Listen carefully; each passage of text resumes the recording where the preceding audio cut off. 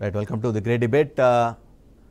Right, రోజులాని ఈరోజు కూడా కీలక అంశంపై చర్చించబోతున్నాం. ప్రధానంగా ఏపీ ముఖ్యమంత్రి చంద్రబాబు నాయుడు ఢిల్లీ పర్యటన ముగిసింది. ఇప్పటికే ఆయన పలుమార్లు ఢిల్లీకి వెళ్ళారు. కేంద్ర మంత్రులు, ప్రధాని అందరినీ కలిశారు.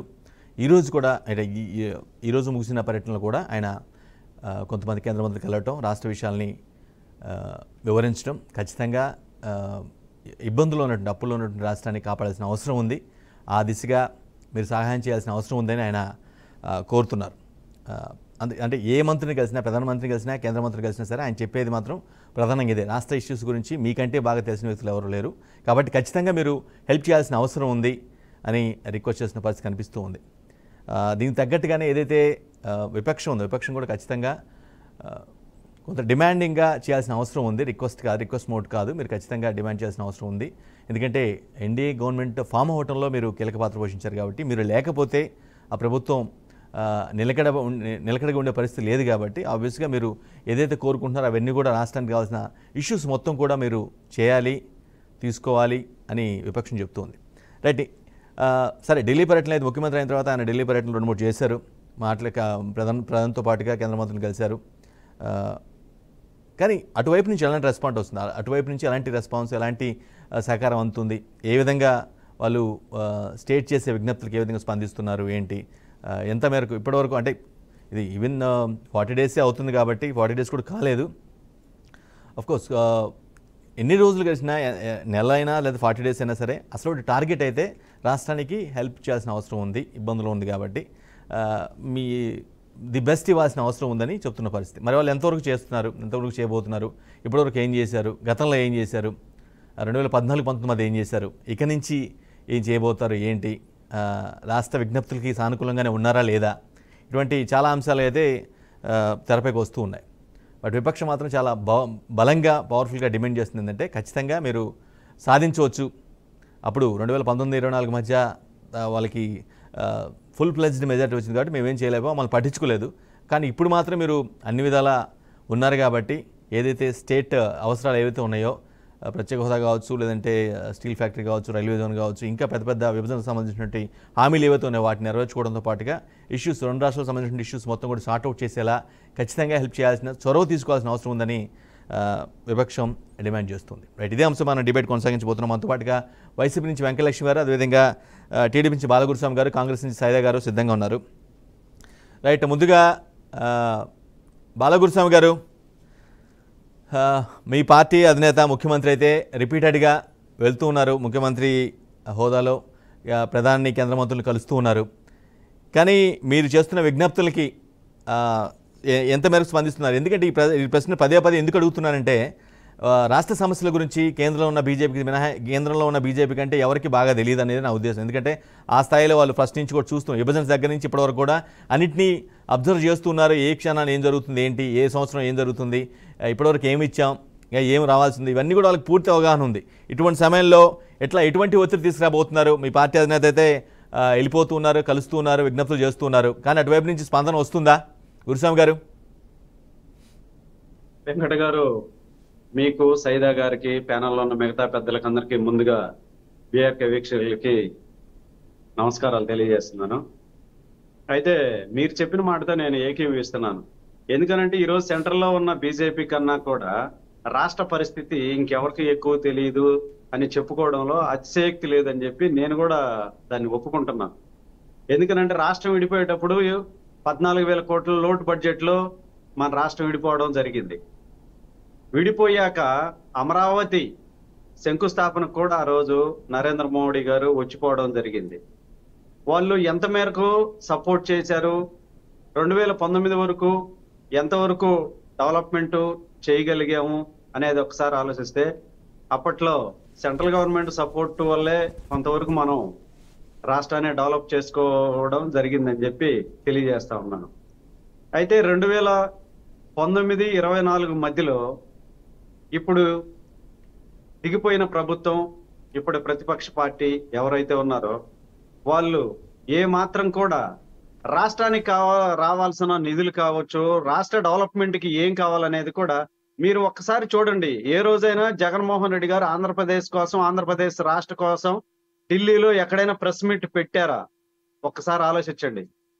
మేము ఎందుకు కలవబోతున్నామని కానీ, కలిసిన తర్వాత ఏ మంత్రినైనా కూడా, ప్రధానమంత్రినైనా, హోమ్ మినిస్టర్నైనా కూడా కలిసి బయటకు వచ్చిన తర్వాత మేము ఫలానా అంశాల మీద, ఫలానా విషయాల మీద మేము కలిసాము, వాటికి ఈ విధంగా సానుకూలంగా చెప్పారనో లేదంటే నెగిటివ్ గా చెప్పారనో మనం ఇంతవరకు చూసిన దాఖలాలు ఎక్కడా కూడా లేవు. ఎందుకనంటే వీళ్ళు ఢిల్లీకి పోతే వీళ్ళ కేసుల గురించి, వీళ్ళ బెయిల్ రద్దు కాకుండా ఉండడం కోసం, వీళ్ళ పర్సనల్ పనులన్నీ చక్కబెట్టుకోవడం కోసమే వీళ్ళు ఢిల్లీ పోతున్నారు తప్పితే ఏమీ చేయలేదు అనేది కూడా రాష్ట్ర ప్రజలు అందరూ చూశారు. దానికి ప్రతిఫలం ఎలా ఇవ్వాలనేది కూడా రాష్ట్ర ప్రజలు కూడా ఇవ్వడం జరిగింది 2024లో. అయితే ఇప్పుడు చంద్రబాబు నాయుడు గారు ఎప్పుడు ఢిల్లీ వెళ్ళినా కూడా, ఎప్పుడు కేంద్ర ప్రభుత్వాన్ని కలిసినా కూడా, ఎప్పుడు ఏ మినిస్టర్ కలిసినా కూడా అది ఆంధ్ర రాష్ట్ర ప్రభుత్వం డెవలప్మెంట్ కోసమే కలుస్తున్నాడు అనేది నగ్న సత్యం. ఎప్పుడు ఏ అవసరాలు ఉన్నాయి, వాటికి అనుగుణంగా మనం సెంట్రల్ నుంచి ఎలాంటి ఫండ్స్ తీసుకోవాలి, డెవలప్మెంట్స్ కావాలనే దాంట్లో చాలా క్లియర్ గా ఉన్నారు. చెప్పండి గురుస్వామి గారు, మీరు పార్టీ స్పోక్స్ పర్సన్ గా లేదంటే పార్టీ నేతగా మీరు పార్టీని డిఫెండ్ చేసుకోవడం తప్పలేదు, మీ పార్టీ అధినేతను డిఫెండ్ చేసుకోవడం తప్పలేదు. ఆ విషయాన్ని జనాలకు ఎలా తెలుస్తుంది? రాష్ట్ర అవసరాల కోసమే కలుస్తున్నారు, చేస్తున్నారు అనే విషయం జనాలకు కూడా, ఒక జనాలు నమ్మాల్సిన అవసరం కూడా ఉంది కదా, ఆ విషయాన్ని మర్చిపోవద్దు. ఖచ్చితంగా సార్. ఎందుకనంటే 2014-19 మధ్యలో మీరు ఎలా ఉంది అనేది అందరూ చూస్తున్నారు, ప్రతి అంశంలో కూడా ఏం చేశారు అనేది. అందువల్ల ఎందుకనంటే ప్రతి విషయంలో కూడా చాలా చిత్తశుద్ధితో పనిచేయగలిగిన వ్యక్తి, పనిచేస్తున్న వ్యక్తి ఆంధ్ర రాష్ట్ర ముఖ్యమంత్రి వర్యులు నారా చంద్రబాబు నాయుడు గారు అని చెప్పేసి ఘంటాపదంగా చెప్తున్నాము. ఇది అందరికి కూడా, రాష్ట్రంలో ఉన్న ప్రజలందరికీ కూడా తెలుసు, అందరూ కూడా ఒప్పుకోవాల్సిందే. అందువల్ల ఇప్పుడు ఎందుకనంటే కేంద్ర రాష్ట్రం నుంచి ఈ రోజు అప్పుల కుప్పగా మారిపోయింది. ఈ రోజు 4వ శ్వేతపత్రం రిలీజ్ చేశారు. పోలవరం మీద చేశారు, అమరావతి మీద చేశారు, తర్వాత విద్యుత్ మీద చేశారు, సహజ వనరుల మీద మొన్న శ్వేతపత్రం రిలీజ్ చేయడం జరిగింది. ఎందుకనంటే సహజ వనరులను కూడా దాదాపు 19,000 కోట్ల పైబడి దోచుకున్న వ్యక్తులు వీళ్ళు. అంటే ఎక్కడ ఏమి దొరికినా కూడా దోచుకోవడం, దాచుకోవడం అనే కాన్సెప్ట్, అనే నినాదంతో వీళ్ళు ముందుకెళ్లారు. ఈ రోజు రాష్ట్రంలో గత ప్రభుత్వం అంతా కూడా వ్యాపారం చేసింది. ఆ వ్యాపారం చేసే క్రమంలో కూడా అందరినీ భయపెట్టి, ఇబ్బంది పెట్టి, బాధ పెట్టి వీళ్ళ పైచాచికానందం కోసం ఏం చేశారనేది రాష్ట్రంలో అందరూ కూడా చూడటం జరిగింది. అందువల్ల ఇప్పుడున్న పరిస్థితుల్లో రాష్ట్రం గట్టెక్కాలి అని అంటే ఖచ్చితంగా సెంట్రల్ గవర్నమెంట్, సెంట్రల్ ప్రభుత్వం నుంచి మనకు వాళ్ళ మద్దతు కావాలి. వాళ్ళ మద్దతు పూర్తిగా ఉంటేనే మనం ముందుకెళ్ళగలిగిన పరిస్థితి ఉంది. ముందు చూపు కలిగిన వ్యక్తి చంద్రబాబు నాయుడు గారు. కాబట్టి ఈ రోజు సెంట్రల్ గవర్నమెంట్ నుంచి మన రాష్ట్రానికి ఏవైతే దామాషా ప్రకారం రావాల్సిన నిధులు కాకుండా అడిషనల్ గా కూడా మనం తీసుకొచ్చే పరిస్థితులు ఉన్నాయి. ఎందుకనంటే ఎన్డీఏలో మేము కూడా భాగస్వామ్యం, తెలుగుదేశం పార్టీ. ఇక్కడ ఆంధ్రప్రదేశ్ లో కూడా Janasena, BJP, Telugu Desam party, NDA భాగస్వామ్యమే కాదు బాలకృష్ణ గారు, కేవలం భాగస్వామ్యమే కాదు, ఆ ప్రభుత్వ ఏర్పాటులో కీలక పాత్ర పోషించినటువంటి మొదటి పార్టీ మీదే. ఖచ్చితంగా మీరు డిమాండింగ్ మోడ్లోనే వెళ్ళాలి. అన్ని కూడా రాష్ట్రానికి కావాల్సిన అన్ని కూడా ఏదైతే గతం 2014-19 మధ్య ఏదైతే గతంలో మిస్ అయినాయి అవన్నీ కూడా తీసుకోవాల్సిన బాధ్యత ఉంది. కానీ అవి తీసుకొస్తారా లేదా అనేది ఇప్పుడు అంతా చర్చనీయాంశంగా మారింది. No doubt at all Venkata garu. ఎందుకనంటే దాని గురించి ఒక్క సెకండ్ కూడా ఆలోచించాల్సిన అవసరం లేదు. ఆంధ్ర రాష్ట్ర ప్రజలు కూడా ఎవరు కూడా దాని మీద డౌట్ వ్యక్తపరచాల్సిన అవసరం కూడా రానియకుండా పరిపాలన అనేది చంద్రబాబు నాయుడు గారు ఖచ్చితంగా చేస్తారు. దాని గురించి సంకోచమే అవసరం లేదు సార్. ఎందుకనంటే రాష్ట్రాన్ని విజన్ ఉన్న వ్యక్తి ఈ రోజు పరిపాలిస్తున్నాడు. ఆ విజన్ ఉన్న వ్యక్తే ఈ రోజు హైదరాబాద్ కూడా ఎంత డెవలప్ అయిందనేది కూడా తర్వాత వచ్చిన అధినేతలు కూడా, ముఖ్యమంత్రులు కూడా ఒప్పుకోవడం జరిగింది. ఈ రోజు హైదరాబాద్ అంత డెవలప్ అయిందంటే దానికి నాంది, పునాది చంద్రబాబు నాయుడు గారనే అందరూ ఈ రోజు కూడా చెప్తున్నారు, ఒప్పుకుంటున్నారు. బాలకృష్ణ గారు మీరు చెప్పినట్టుగానే విజన్ ఉన్న నేత అని మీతో పాటుగా చాలా మంది నేతలు కూడా అంటారు. చాలా మంది కూడా ఆ పాయింట్ని రైట్ చేస్తుంటారు. మ్యాటర్ ఏంటంటే, సరే ఎంత విజన్ ఉన్నా సరే ఇంత కష్టాల్లో, ఇంత ఇబ్బందులో, ఇన్ని ఇక్కట్లో ఉన్న ప్రభుత్వాన్ని, రాష్ట్రాన్ని దాన్ని మళ్ళా తిరిగి మామూలు స్థాయికి తీసుకురావాలంటే ఖచ్చితంగా కేంద్రం సపోర్ట్ లేనిది అసాధ్యం కదా అనేది పాయింట్. కేంద్రం సపోర్ట్ అనేది ఖచ్చితంగా ఉండాలి వెంకట గారు. ఎందుకంటే ఇప్పుడున్న మనం ఉన్న పరిస్థితుల్లో కేంద్రం సపోర్ట్ లేకుండా మనం డెవలప్ అవుతాము, కేంద్రం మనకి ఏమి ఇవ్వకుండానే మనం ముందుకెళ్తాం అనేది అది ఎట్లా ఉంటదంటే అదేదో గారడీ లాగా ఉంటది. అలా చెప్పట్లేదు మేము. ఎందుకనంటే ఖచ్చితంగా కేంద్ర ప్రభుత్వం సపోర్ట్ తోటే ఆంధ్రప్రదేశ్ ని ముందుకు తీసుకెళ్లే పరిస్థితి అనేది 100% ఉంటది.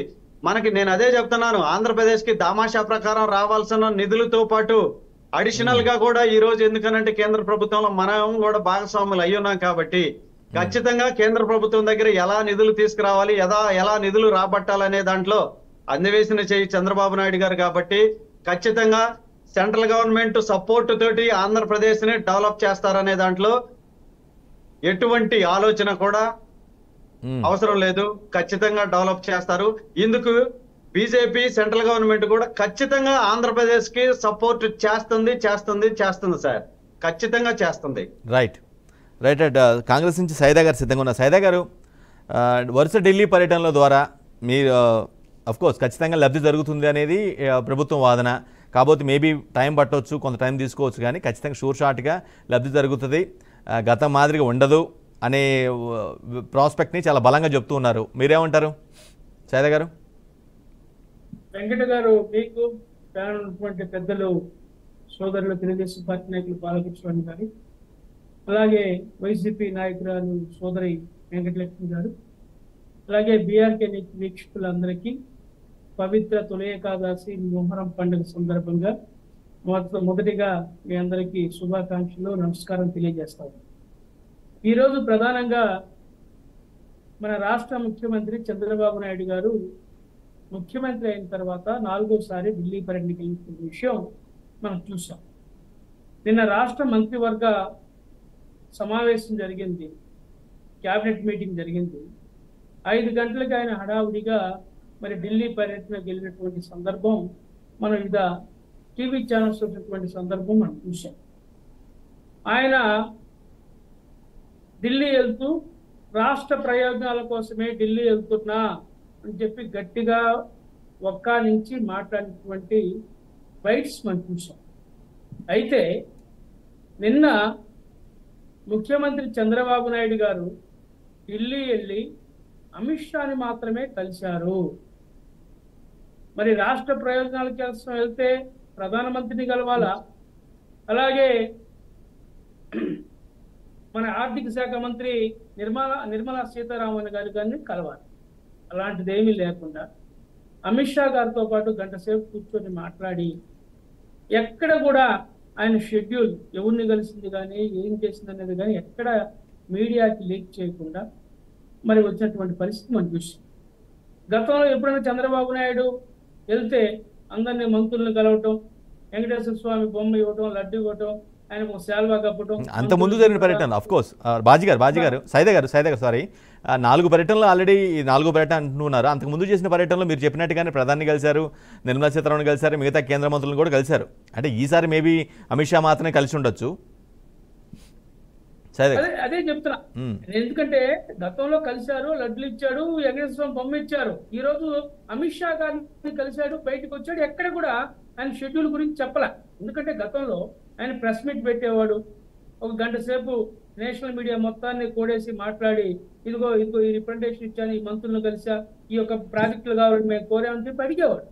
కానీ ఇక్కడ ట్విస్ట్ ఏంటంటే అమిత్ షా గారిని కలిసి వచ్చేసాడు. అయితే ఇక్కడ ఏం జరిగిందంటే 22 నుంచి పార్లమెంట్ సమావేశాలు జరుగుతూ ఉన్నాయి.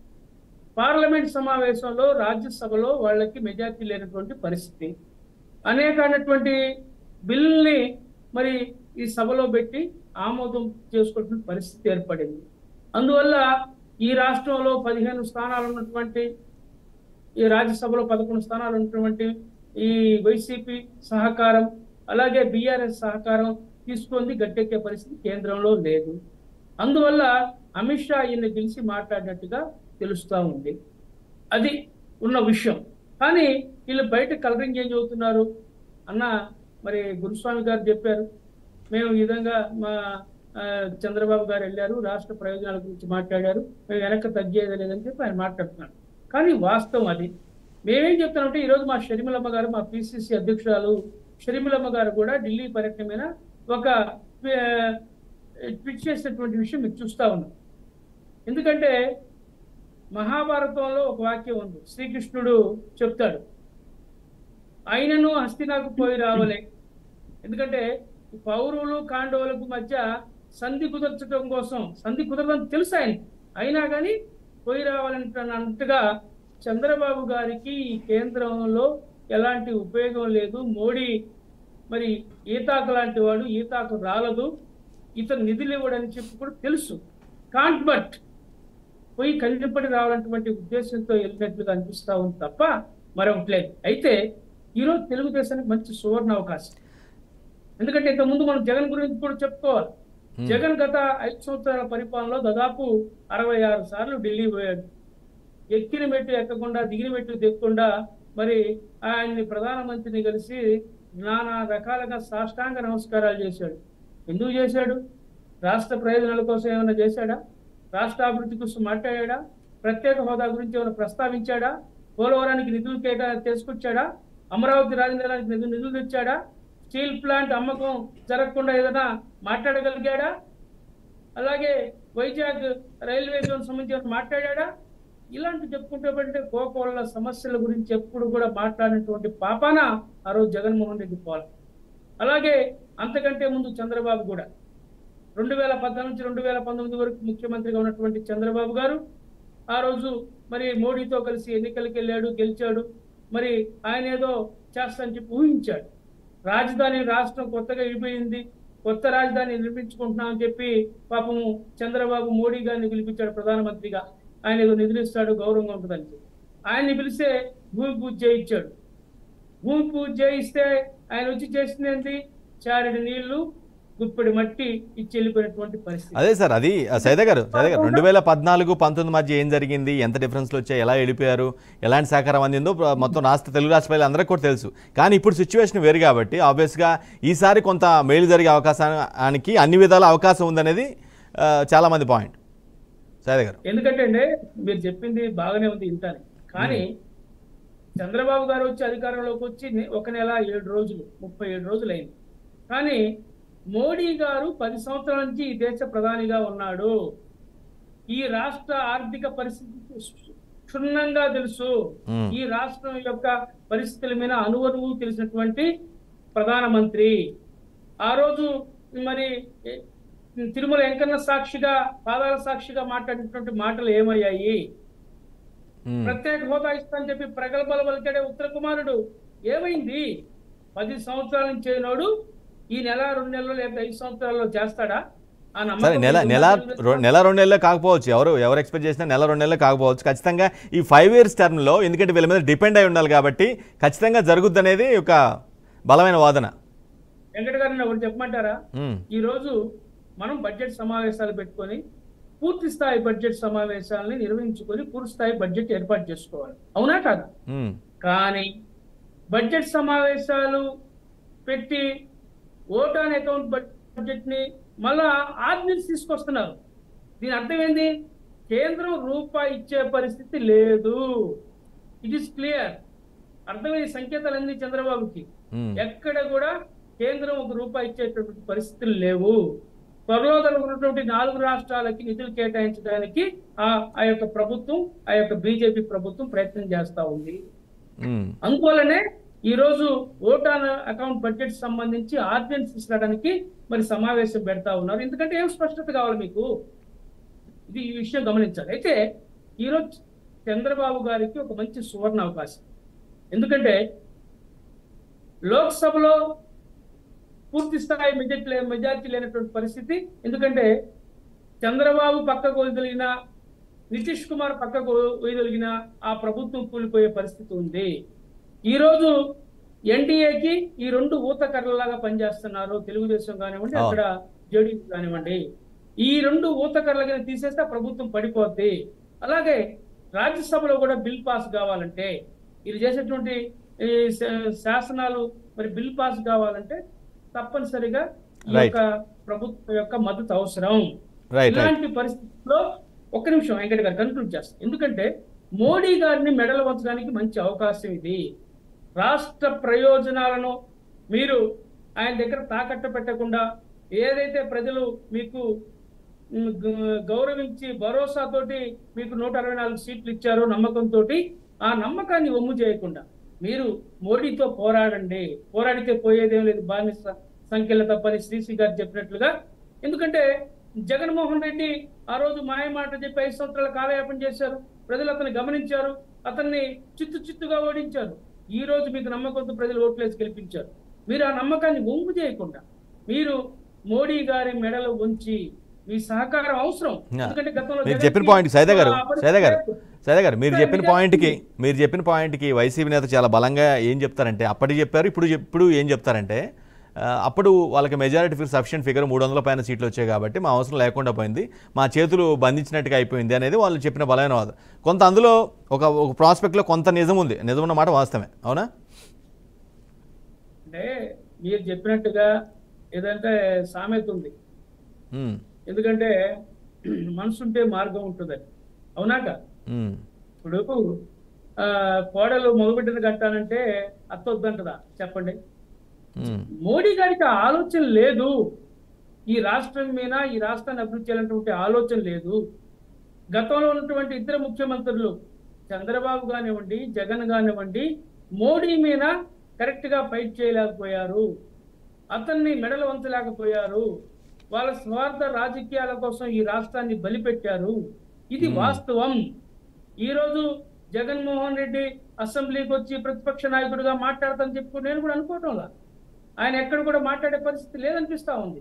అందుకనే ఈ రాష్ట్రంలో కాంగ్రెస్ పార్టీ షర్మిలమ్మ గారి నాయకత్వంలో మేము ఈరోజు ఎన్డీఏ కూటమికి అగెనిస్ట్ గా ఇండియా కూటమి ప్రతిపక్ష పార్టీ మళ్ళీ మీకు అవకాశం ఇస్తాను, వైసీపీ నుంచి వెంకటేష్ గారు ఉన్నారు. మేము ఉద్యమం చేయబోతున్నాం ప్రజాక్షేత్రంలో అని చెప్పి మీ ద్వారా తెలియజేస్తున్నా. రైట్ వెంకటేష్ గారు, 2019-24 మధ్య మీకు పెద్ద మెజారిటీ గెలిచారు, బట్ అక్కడ కేంద్రంలో వాళ్ళు కూడా భారీ మెజారిటీ గెలిచారు.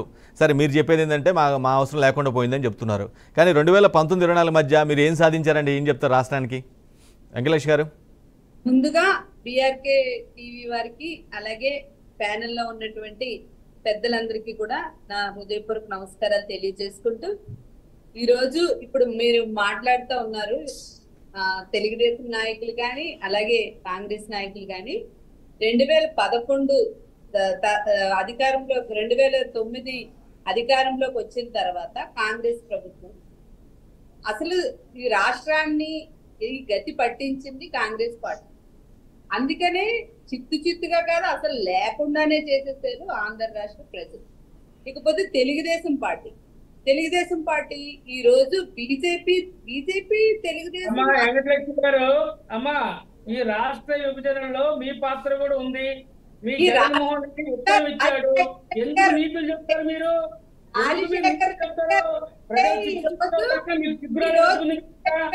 ఇంకా కాంగ్రెస్ కాదు, ఈ రోజు రాష్ట్రానికి అధోగతి పాలు పట్టించింది ఫస్ట్ కాంగ్రెస్. 19 అధికారంకి వచ్చిన తర్వాత తెలుగుదేశం పార్టీ ఎందుకు తీసుకురాలేకపోయింది ప్రత్యేక హోదాని? ఎందుకు ఆ రోజు మోదీ కాళ్ళు నొక్కింది తెలుగుదేశం పార్టీ? ఈ రోజు Telugu Desam party, Janasena party, BJP party. Venkatesh గారు, నేను అడిగిన ప్రశ్నకి మీరు ఆన్సర్ చేయలేదు. 2019-24 మధ్య మీరు అంత పెద్ద మెజారిటీతో మీకు ప్రజలు వర్డిక్ట్ ఇచ్చారు, మీరు 2019-24 మధ్య కేంద్రం నుంచి ఏం తీసుకొచ్చారనేది నా పాయింట్, ఆ ప్రశ్న. జగన్మోహన్ రెడ్డి గారు ప్రయత్నించాల్సిందంతా కూడా ప్రయత్నిస్తూనే ఉన్నారు, కానీ మాకు ఆ సంఖ్యాబలం వాళ్ళకి ఎక్కువ ఉంది, మా అవసరం వాళ్ళకి లేదు కేంద్రంలో. ఈ రోజు బీజేపీ అంటే టీడీపీ అంటే బీజేపీ. ఇప్పుడు ఆంధ్ర రాష్ట్రంలో 8 సీట్లు గెలిచింది బీజేపీ పార్టీ.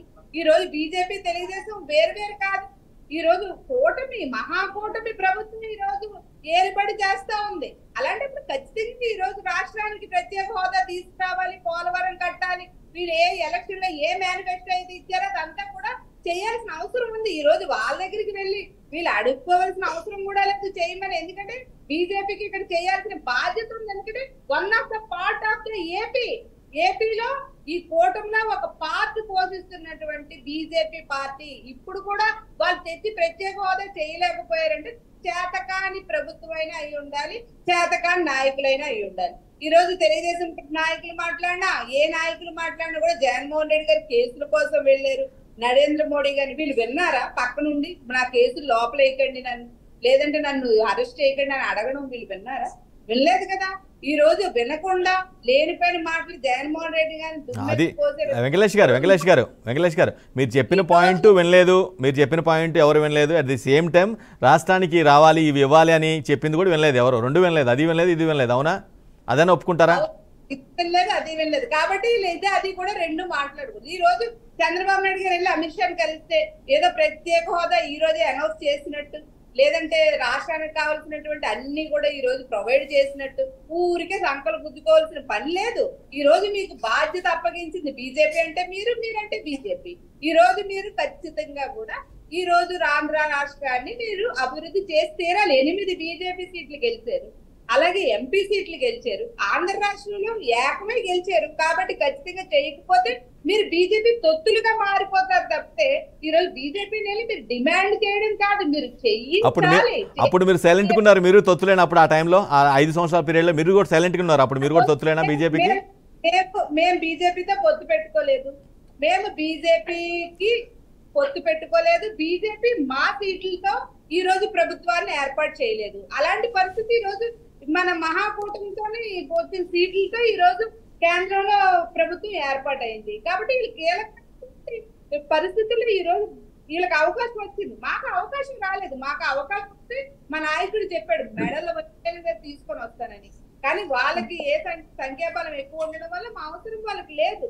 కాబట్టి మా మాట ఎన్నిసార్లు అడిగినా కూడా మా నాయకుడు ఎంత ప్రయత్నం చేసినా కూడా వాళ్ళు వినే పరిస్థితిలో ఆ రోజు లేరు. ఈ రోజు ఖచ్చితంగా చేసే తీరాలి. ఎందుకంటే ఆంధ్ర రాష్ట్రం మీ నాయకుడు ప్రయత్నం చేశారు. వెంకటేష్ గారు మీ నాయకుడు ప్రయత్నం చేశారని మీ పార్టీ నేతలు కాదు జనాలు కూడా అనుకుని ఉంటే బాగుండేదో అనిపించింది నాకు ఈ మాట విన్న తర్వాత. జనాలు అనుకున్నారు కాబట్టి మాకు 40% ఓట్స్ మాకు వచ్చేయండి. మా జనాలు మాకు అనుకున్నారు, అందరూ ఏకం అయ్యారు కాబట్టి ఈ రోజు వీళ్ళు చక్రం తిప్పేస్తా ఉన్నారు. తిప్పమనండి, ఏం పర్వాలేదు. కానీ ఈ భారతీయ జనతా పార్టీ ఈ రోజు ఆంధ్ర రాష్ట్రంలో వన్ ఆఫ్ ద పార్ట్. అది వీళ్ళు ఎందుకంటే అడగడం, వీళ్ళు ఒక ఫోన్ చేస్తే ఆయన ప్రత్యేక హోదా ఇవ్వాలి. ఎందుకంటే 2014 నుంచి 19 వరకు రాష్ట్రాన్ని అధోగతి పాలు పట్టించింది టీడీపీ ప్రభుత్వం. నిధులు లేక అంతకంటే ముందు ఇలాంటి గతి తెచ్చింది కాంగ్రెస్ ప్రభుత్వం. మొత్తం నిధులన్నీ కూడా స్వాహా చేసి ఈ రోజు 2019 వచ్చినప్పుడు కరోనా వచ్చి అలాంటి పరిస్థితుల్లో కూడా మా నాయకుడు మాట తప్పలేదు. ఏ ఎలక్షన్ లో మేనిఫెస్టో ఇచ్చాడు, ఇది చేస్తానని వచ్చాడు, ప్రజలు అవకాశం ఇచ్చారు, చేసి చూపించాడు. ఈ రోజు వీళ్ళు కూడా మేనిఫెస్టో గెలుస్తామని నమ్మకం. వెంకటేష్ గారు చేసి చూపించిన తర్వాత కూడా ఎందుకో మరి జనం నమ్మలేదు, ఎందుకనో? వెంకటేష్ గారు చేసి చూపించినా కూడా నమ్మలేదని మాత్రం అనొద్దు. ఎందుకంటే వీళ్ళు 3 పార్టీలు కలిపితే వీళ్ళకి 46% వచ్చింది. కానీ కలిపితే 46 కాదండి, కలిపితే 52 అబోవ్ వచ్చిందండి, 46 కాదు. Sorry to correct you. Okay 52 వచ్చింది. అంటే 52% మోర్ దెన్ 52. మాకు 40% ఓట్స్ మాకు వచ్చాయి. మాకేమి పూర్తిగా నమ్మకపోలేదు. ఎటువంటి ఇది కూడా ప్రజలు మాకు ఇవ్వాల్సింది, మాకు ఏదో లోపం ఉంది మా పార్టీలో అని మాకు చూపించాలి. 2019లో కూడా వెంకటేష్ గారు 2019లో కూడా టీడీపీకి ఆల్మోస్ట్ 40% ఓట్లు వచ్చాయి. కానీ మీరు చాలా తేలిగ్గా తీసిపారేశారు టీడీపీని. గుర్తుందా ఆ విషయం? 2019లో టీడీపీకి కూడా 40% వచ్చాయి, కానీ లెక్క చేయలేదు, మీరు ఏం లెక్క చేయలేదు. 150 సీట్లు ఇచ్చారు కాబట్టి మొత్తం అసలు మాకు లెక్కలేదు అన్నట్టుగా వివరించారు. అవునా కాదా? ఒప్పుకోవాలి మీరు ఈ విషయం. 11 మేము తప్పు ఒప్పుకుంటున్నాం కదా, మాకు ఎందుకని 11 సీట్లు వచ్చాయి, మా తప్పులు కూడా మేము సరి చేసుకుంటాం. అలాగే ఇప్పుడు ఎలాగో దేవుని దయ వల్ల లేకపోతే మహాకూటమి వల్ల బీజేపీ వీళ్ళకి పాత్రధారిగా వీళ్ళతో పాటుగా పార్ట్నర్ గా ఉంది కాబట్టి ఆంధ్ర రాష్ట్రంలో బీజేపీ చిన్న ముక్క అధికారంలో ఉంటే కేంద్రంలో అధికారం ఉందంటే ఆ రాష్ట్రం కేంద్రం 2 అధికారంలో ఉన్న పార్టీ ఏదైతే అది ఆంధ్ర రాష్ట్రంలో. కాబట్టి రాష్ట్రం నుంచి కేంద్రం నుంచి వచ్చే ప్రతి బెనిఫిట్ కూడా వీళ్ళు తీసుకొని వచ్చి ఖచ్చితంగా చేసే తీరాలి. లేకపోతే వచ్చే రోజుల్లో మాకు ఎలాంటి తీర్పు ఇచ్చారో ప్రజలు అంతకంటే ఘోరమైనటువంటి తీర్పు వీళ్ళకే ఇవ్వాల్సిన పరిస్థితి వస్తుంది.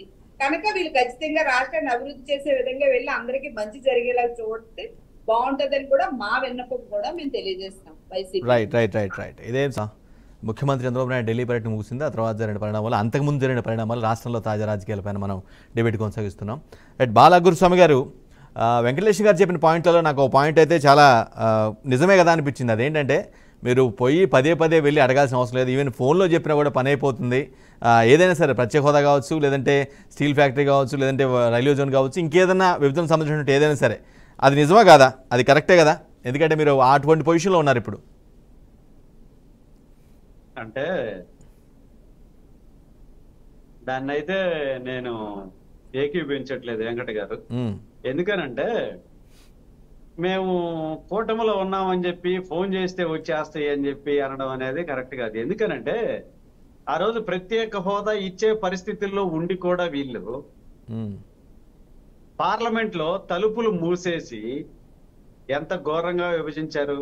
ఆ రోజే వీళ్ళు గాని ప్రత్యేక హోదా ఇచ్చుంటే ఈ రోజు రాష్ట్రానికి ఈ కర్మ పట్టదు కదా. ఒకసారి ఆలోచించండి. అసలు పెట్టే వాళ్ళే పెట్టకుండా ఉండి ఈ రోజు మేము కూటమిలో ఉన్నామని చెప్పి ఏదో ఒక ఫోన్ చేస్తే వచ్చేస్తాయి అని చెప్తే అది హాస్యాస్పదంగా ఉంది వెంకట గారు. దాన్ని అయితే నేను ఏకీభవించట్లేదు.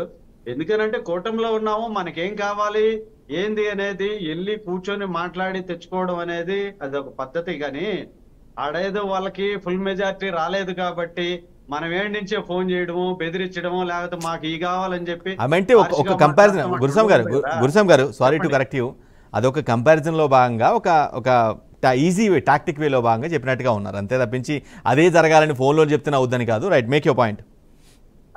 అదేం కాదు. ఎందుకనంటే మనం సెంట్రల్ గవర్నమెంట్ నుంచి ఏం ఫండ్స్ తెచ్చుకోవాలి అనే దాని మీద క్లియర్ గా వెళ్ళి మాట్లాడటం జరుగుతుంది. ఎందుకనంటే పొత్తుల్లో భాగంగా కొన్ని సెంట్రల్ గవర్నమెంట్ నుంచి పిలుపు వచ్చి ఉంటది. చంద్రబాబు నాయుడు గారు వెళ్ళి ఉంటారు, అమిత్ షా గారిని ఒక్కడనే కలిశాడు, ప్రధానమంత్రిని కలవలేదు, బయటకు వచ్చి ప్రెస్ మీట్ పట్టలేదు అని చెప్పి సోదరులు సైదా గారు మాట్లాడటం జరిగింది. ఎందుకనంటే ఒక్క ప్రెస్ మీట్ కూడా పెట్టినాయన్ని 66 సార్లు కలిసి వదిలేసి ఇప్పుడు 37 రోజులు అవుతుంది. లాస్ట్ టైం వెళ్ళినప్పుడు కలిశాడు. నేను జగన్ గారిని కూడా ప్రస్తావించా. మీకంటే ముందు 66 సార్లు ఆయన పోయి వచ్చాడు, మెడలు ఉంచుతున్నాడు, ఆయన తలకాయ ఉంచాడని చెప్పా. మళ్ళీ మీరు ఎలా మాట్లాడతారేంటండి?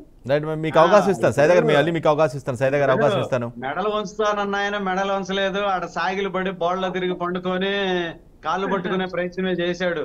మేమైతే ఎందుకనంటే సమకాలికులుగానే, ఎందుకనంటే సీనియర్ నాయకుడిగానే ఎలా మాట్లాడాలి. ఎందుకనంటే గతంలో కూడా మీరు చూసారో లేదో చంద్రబాబు నాయుడు గారిని చేతులు పట్టుకొని లాక్కొని వచ్చి పక్కలో కూర్చోబెట్టుకున్నాడు మోడీ గారు. కానీ అదే జగన్మోహన్ రెడ్డి అయితే సాగిలు పడి మరీ దండం పెట్టే పరిస్థితి ఉంది. అది కూడా చూసాము. ఇంకపోతే మీరు మాట్లాడిన దాంట్లో అయినను అస్థినికి పోయి రావాలి అని అంటే, ఇప్పుడు సెంట్రల్ గవర్నమెంట్ లో మనం బాధ్యులుగా ఉన్నప్పుడు అయినను అస్థినికి పోయి రావాలి అని అంటే మీరు దానికి దీనికి ఎందుకనంటే మహాభారతాన్ని తీసుకొచ్చి ఎడబెట్టి కంపేర్ చేసి చెప్పారు. దానికి దీనికి సంబంధం లేదు. అక్కడ కౌరవులకి పాండవులకి అయోధ్య కుదరదని తెలిసి అయినను అయోధ్యకు పోయి రావాలని చెప్పి మాట్లాడటం జరిగింది. ఏడా అయోధ్యలు లేవు, ఫైట్లు లేవు, ఏమి లేవు. ఎందుకనంటే మన రాష్ట్రానికి ఏం కావాలి అనే దాని మీదే పోయి వచ్చాడు. అది కూడా ఎందుకనంటే మీ చేసిన కంపారిజన్ అయితే అది కూడా లేదు. పోతే ఇంకా సోదరి గారు మాట్లాడి ఉన్నారు. తెలుసు కదండి, ఏమి ఇవ్వడం తెలుసు కదా, బడ్జెటే పెట్టడంలో ఎందుకు గురుస్వామి గారు సైదా గారు ఎందుకు అసలు ఏమి ఇవ్వరు, వాళ్ళు ఎన్ని ప్రయత్నాలు చేసినా కూడా అసలు ఇవ్వరు అని బలంగా చెప్తున్నారు. ఒక్క నిమిషం అన్నా, నీకు అవకాశం వస్తుందిలే, ఉండి వెయిట్ చెయ్యి. చెప్పండి వెంకట గారు. కాదు సైదా గారు చాలా బలంగా చెప్తున్నారు. వాళ్ళు ఎంత ప్రయత్నం చేసినా సరే సెంట్రల్ గవర్నమెంట్ నుంచి ఎలాంటి సహాయం రాదు. సెంటర్ నుంచి అంటే సైదా గారు వాదన ఏంటంటే ఆయన చెప్పేది రిపీటెడ్ గా చెప్తున్నారు. వీళ్ళు ఎంత కష్టపడ్డా సరే, ఎన్ని ప్రయత్నాలు చేసినా సరే జస్ట్ ఏదో పోవటం రావడం తప్పించి ఎటువంటి హెల్ప్ రాదు అని చాలా బలంగా చెప్తున్నారు. ఎందుకు మరి ఆయన ఆ విధంగా ఫిక్స్ అయిపోయారు? ఎందుకనంటే వాళ్ళు మా చేతిలో ఉన్నప్పుడే మేమేమి ఇవ్వలేదు కదా, వీళ్ళ చేతిలో లేదు కదా, పక్కన వాళ్ళు ఇవ్వాలి కదా, అలా ఉంటదనే ఉద్దేశంతో సైదన్న గారు ఏమైనా చెప్తున్నారేమో కానీ అలాంటిది ఏం లేదు. ఎందుకనంటే ఖచ్చితంగా సెంట్రల్ గవర్నమెంట్ నుంచి రావాల్సిన ఫండ్స్ అన్నిటిని కూడా తీసుకురావడం జరుగుతుంది. డెవలప్మెంట్ విషయంలో కూడా ఖచ్చితంగా 100% కూడా తప్పకుండా చేస్తాం మేము. ఇంకపోతే సోదరి గారు చెప్పారు మోదీ కాళ్ళు నొక్కారని. మోదీ కాళ్ళు ఎవరు నొక్కారో రాష్ట్ర ప్రజలందరూ చూశారు వెంకటలక్ష్మి గారు.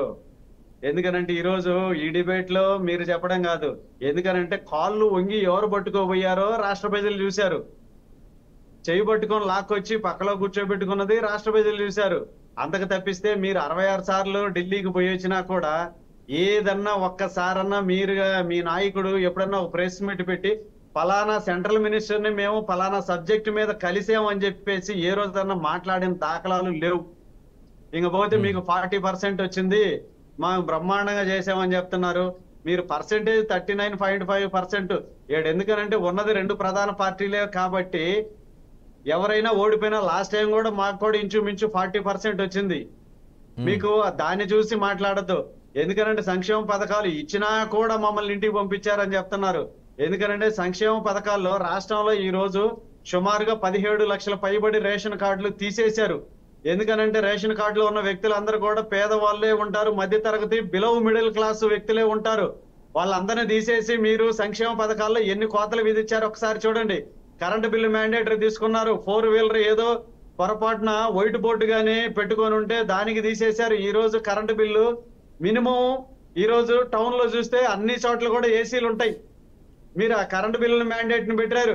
1000 చదరపు అడుగులు ఇల్లు ఉంటే వాళ్ళకి మీరు అన్ని సౌకర్యాలు కూడా కట్ చేయడం జరిగింది. ఎందుకనంటే వీళ్ళందరూ ఉన్నారు. ఎందుకనంటే మనమేదో కొంతమందికి సంక్షేమ పథకాలు అరాకొరా రాల్చేసి రాష్ట్రాన్ని అంధకారంలోకి నెట్టేస్తే రాష్ట్ర ప్రజలందరూ చూస్తా ఉండరు సోదరు గారు. అందువల్ల ఎందుకనంటే మిమ్మల్ని ఆడ కూర్చోబెట్టాలి, ఆడే కూర్చోబెట్టారు, అవి కూడా జస్ట్ మిస్ అయ్యి వచ్చినాయి.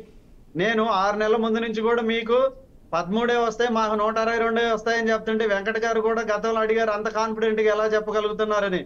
ఎందుకనంటే ముందే రాష్ట్ర ప్రజలు అందరూ డిసైడ్ అయి ఉన్నారు ఈ వైసీపీ ప్రభుత్వాన్ని ఇంటికి పంపించాలి. ఎందుకనంటే వీళ్ళని ఒక్క ఛాన్స్ అని నమ్మిన దానికి, వీళ్ళని అధికారంలోకి తీసుకొచ్చిన దానికి, రాష్ట్రాన్ని అంధకారంలోకి నెట్టేసి డెవలప్మెంట్ అనేది లేకుండా మీరు చేసే దందాలు దౌర్జన్యాలు ఎవరికి కనపడకుండా ఉండేదానికి సంక్షేమ పథకాలు ఇస్తున్నామని చెప్పేసి మెహర్బానీల కోసం పేపర్లో కావచ్చు, టీవీల్లో కావచ్చు, సోషల్ మీడియాలో కావచ్చు అని అదరగొట్టేశారు. కానీ జనాలు మాత్రం చూస్తానే ఉన్నారు. మీరు ఎన్ని మాటలు చెప్పి ఓదరగొట్టినా కూడా మీరు ఏం చేస్తున్నారు అనేది రాష్ట్ర ప్రజలందరూ గమనించారు. మీకు ఎన్ని వాళ్ళ అన్యాయం ఇచ్చారు, వాటిలో కూడా సావు తప్పి కన్ను లొట్టబోయి కొంతమంది గెలిచారు. లేదంటే ఇంకా పోవాల్సింది గురుస్వామి గారు అందుకే వాళ్ళు అడుగుతున్నారు. వైసీపీ వాళ్ళు కూడా అందుకే అడుగుతున్నారు. మాకు తక్కువ ఇచ్చారు, మీకు ఎక్కువ ఇచ్చారు, కాబట్టి మీరు ఖచ్చితంగా తేవాలి, రాష్ట్రానికి రాష్ట్ర ప్రయోజనాలు కాపాడాలి, మీరు చాలా బలంగా వాళ్ళు ప్రెస్ చేస్తుంది. అందుకే అంటున్నారు రాష్ట్ర ప్రయోజనాలను ఖచ్చితంగా కాపాడుతాం సార్. దాంట్లో అయితే ఎటువంటి డౌట్ అక్కర్లేదు. రాష్ట్ర ప్రయోజనాలని కాపాడటం కోసమే ఆ రోజు 2017-18 మధ్యలో కూడా ఎన్డీఏ కూటమి నుంచి బయటికి రావడం జరిగింది. ఎందుకనంటే మనకి చేయలేదు కాబట్టి మళ్ళా కూడా ఆ కమిట్మెంట్లు మనకేం కావాలనేది, ఏమి ఇవ్వాలనేది బీజేపీకి తెలుసు, ఏమి కావాలనేది కూడా ఆంధ్రప్రదేశ్ లో ఉన్న ఇప్పటి ముఖ్యమంత్రి చంద్రబాబు నాయుడు గారికి చాలా మంది ముందుకెళ్లారు అనేది 100% నగ్న సత్యం. చాలా మంది కూడా ఇదే అనుకుంటున్నారు. 2014-19 మధ్య ఏం జరిగిందో అది మళ్ళీ జరగకుండా ఉంటే బాగుండు అని చాలా మంది కోరుకుంటున్నారు. జరుగుద్దని కొంతమంది ఫీల్ అవుతున్నారు కూడా. అంటే జరుగుద్దని అంటే అదేదో చెప్తుంటారు కదా, పొరుగు మండుతూ ఉంటే పొయ్యిలో ఏదో నీళ్లు పోసారంట. అంటే మన ఇంట్లో మండదు కాబట్టి పక్కింట్లో కూడా మండకూడదు. వీళ్ళు ఏమనుకుంటున్నారంటే అప్పుడు బయటకు వచ్చారు కాబట్టి ఇప్పుడు కూడా బయటకు వస్తే బాగుండు, మళ్ళీ ఇడిపోతే బాగుండు, మళ్ళీ వీళ్ళు ఎనికిపోతే బాగుండు అని చెప్పి చాలా మంది పాపము నోరు లొట్టలేసుకొని చూస్తున్నారు. అలాంటి ఎందుకనంటే ఒకసారి జరిగింది కాబట్టి ఈసారి బీజేపీ తోటి పొత్తుకెళ్లేటప్పుడు ఆంధ్రప్రదేశ్ కి ఎలాంటి సహాయ సహకారాలు అవసరమో వాటిని క్లియర్ గా మాట్లాడుకున్న తర్వాతే ముందుకెళ్లడం 100% జరిగింది. అందువల్ల ఆ కోణంలో మనకు సెంట్రల్ ప్రభుత్వం నుంచి ఏం రావాలనేది క్లియర్ గా ఖచ్చితంగా తీసుకొస్తారు చంద్రబాబు నాయుడు గారు. ఎవరు దాని గురించి కంగారు పడాల్సిన అవసరం లేదు, గాబరా పడాల్సిన అవసరం లేదు, టెన్షన్ పడాల్సిన అవసరం లేదు సార్. రైట్. సైదా గారు, అవునన్నా కాదన్నా రాష్ట్ర విభజనలో ఖచ్చితంగా మీ పార్టీ పాత్ర అయితే 100కి ఖచ్చితంగా 70% ఉంటుంది, 30% బీజేపీ చేసుకోండి, 70% అయితే మీదే. కానీ మీరు ఏదైతే రాష్ట్రాన్ని విభజించారో ఆ తర్వాత హోదా ఇవ్వాలి, చాలా రాష్ట్రాన్ని కాపాడాలి అని మీరు ఏదో అనుకున్నారు. కానీ బట్ అన్ఫార్చునేట్గా మీరు రాలేదు. వరుసగా 3 సార్లు కూడా ఫెయిల్ అవుతూ వచ్చారు, 3 సార్లు అధికారాన్ని కోల్పోతూ ఉన్నారు. కానీ రాష్ట్ర ప్రయోజనాలు ఏపీని విభజించిన రాష్ట్రం కొంచెం నష్టపోయింది. ఈ రాష్ట్రాన్ని కాపాడాలనుకునే ఒక బలమైన లక్ష్యంతో ఉన్నప్పటికీ కూడా మీకు జనం ఆ ఛాన్స్ ఇవ్వట్లేదు. అవునా వెంకట గారు? ఎందుకంటే రాష్ట్ర విభజన సంబంధించి తలా పాపం కిల్లా పిడికిడు అన్నట్టుగా అన్ని పార్టీల పాత్ర ఉంది దీంట్లో.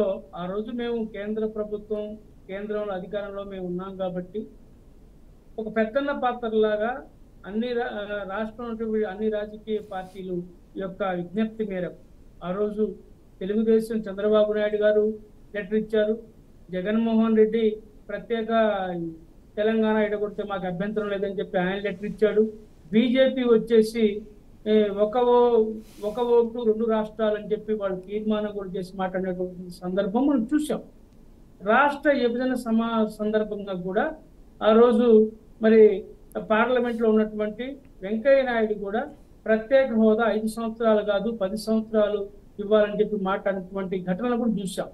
అప్పుడు మరి సోనియా గాంధీ పెద్దక్కనే కాదు ఈ చిన్నక్కను కూడా గుర్తుపెట్టుకోండి అని చెప్పి మరి మాట్లాడినటువంటి సందర్భాలు మనం చూసాం.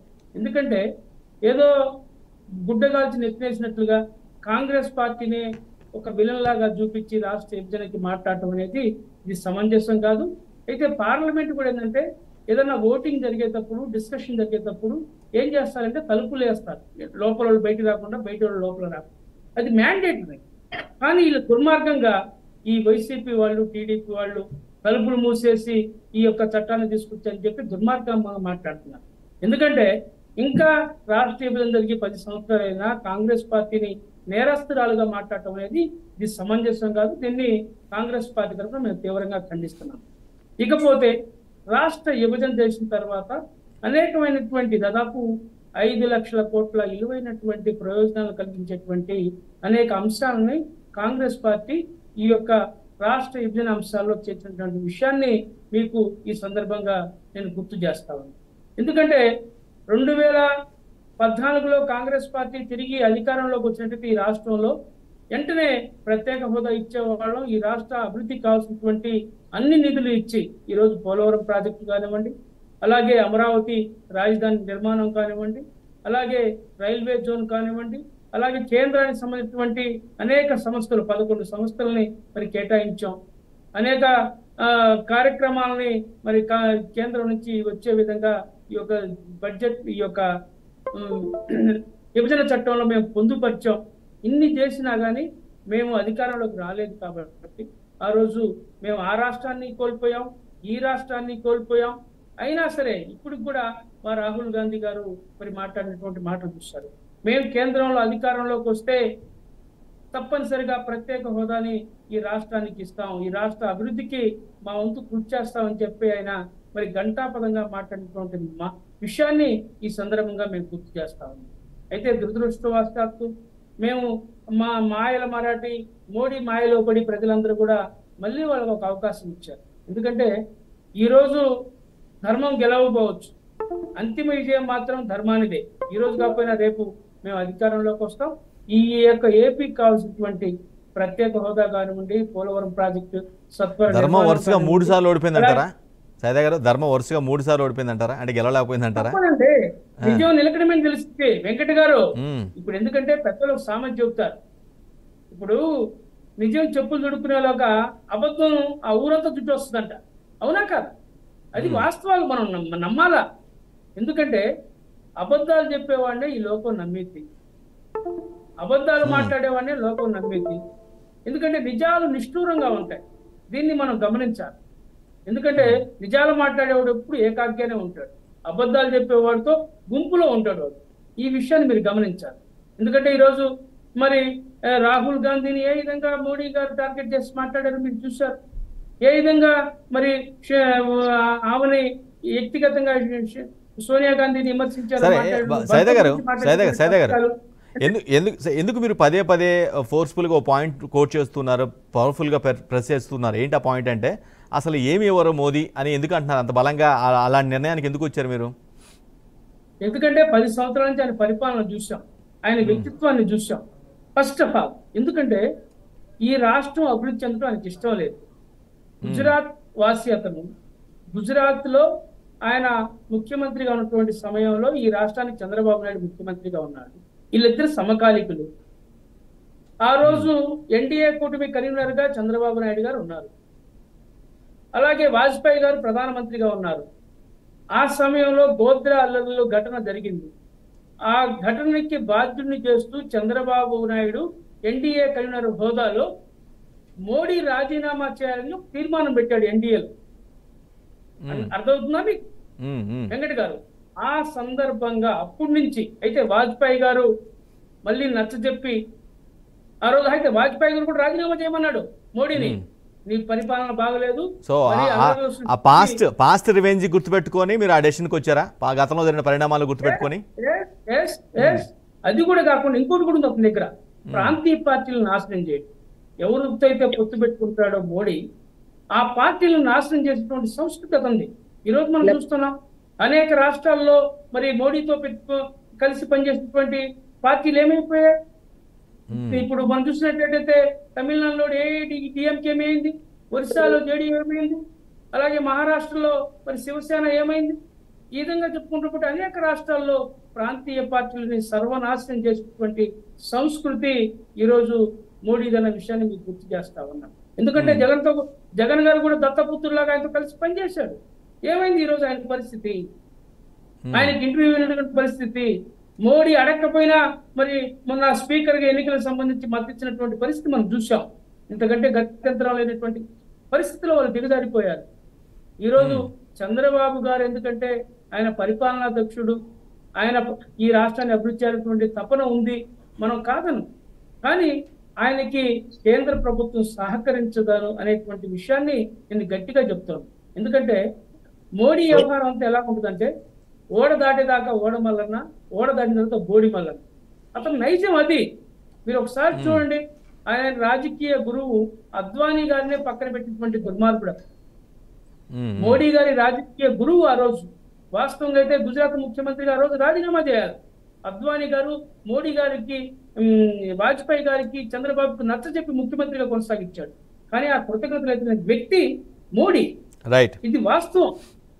రైట్ రైట్ రైట్ వెంకటలక్ష్మి గారు, రాష్ట్రానికి సహాయం అందించడంలో, అంటే కేంద్ర సహాయం అందించడంలో సైదా గారు ఏదైతే పాయింట్ కోట్ చేశారో అదే ఒపీనియన్ మీది కూడా, అసలు ఎట్టి పరిస్థితుల్లో చేసే అవకాశం ఉండదు, చేయరు అని ఆయన ప్రధాని తీరే అలా ఉంటుంది అని ఒక పాయింట్, బలమైన పాయింట్ చెప్తున్నారు.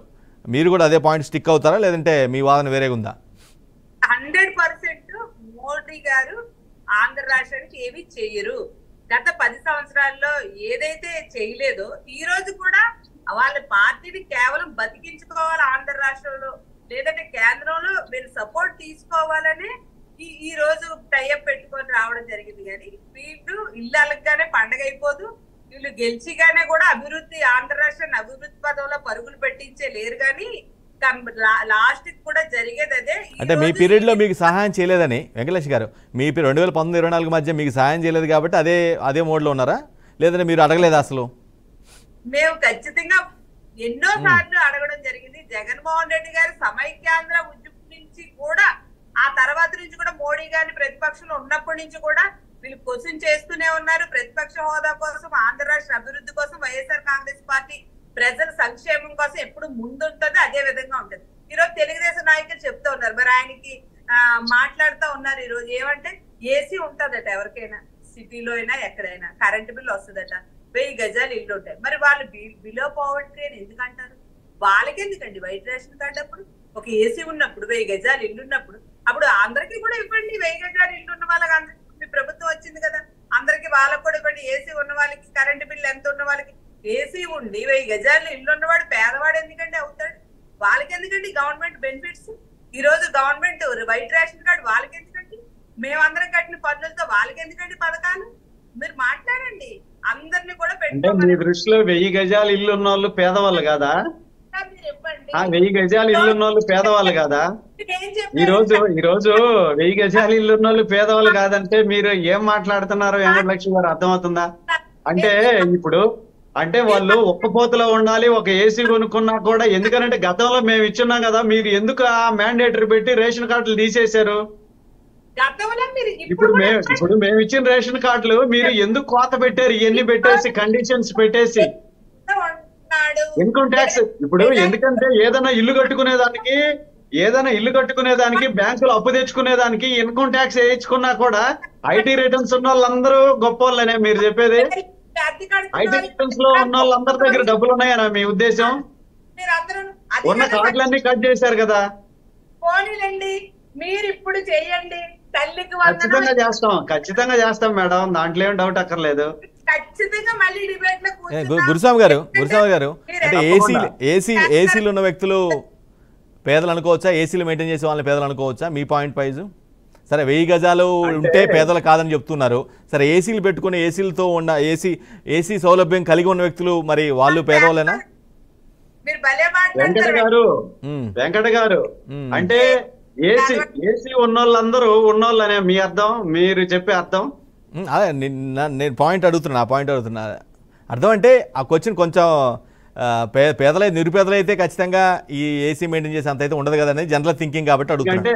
అంటే ఇంట్లో ఇల్లు లేకుండా వాకిల్ లేకుండా లేదంటే పూరు గుడిసెల్లో ఇంకా ఉండాలనేదే మన ఉద్దేశం కాదు కదా. ఎందుకనంటే ఇప్పుడు గతంలో టెంపరేచర్స్ ఎలా ఉన్నాయి, ఇప్పుడు టెంపరేచర్స్ ఎలా ఉన్నాయి అందరు కూడా ఎందుకనంటే ఈరోజు గతంతో పోలిస్తే కొంచెం బెటర్ లో ఉన్నారు కాబట్టి వాళ్ళు కొంచెం సౌకర్యాలు కోరుకుంటున్నారు, చిన్న చిన్న సౌకర్యాలే.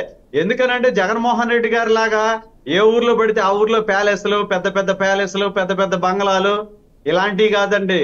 వాళ్ళకి కూడా మీ గవర్నమెంట్ లో ప్యాలెస్లు ఉన్న వాళ్ళకి కూడా ఇస్తారమ్మా వైట్ రేషన్ కార్డు. చెప్పండి బాబు, అందరూ అప్లై చేసుకుంటారు. ఎందుకనంటే లివింగ్ స్టాండర్డ్స్ గురుస్వామి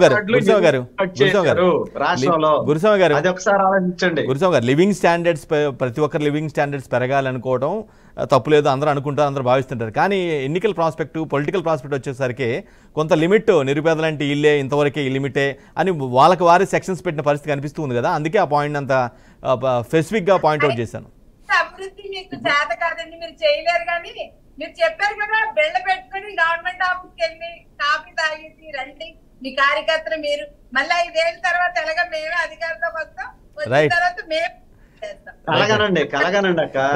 సమయం మించిపోతుంది. Thank you so much Balaguruswamy గారు, వెంకటలక్ష్మి గారు, అదేవిధంగా సైదా గారికి ధన్యవాదాలు ఫర్ యువర్ వాల్యుబుల్ టైం.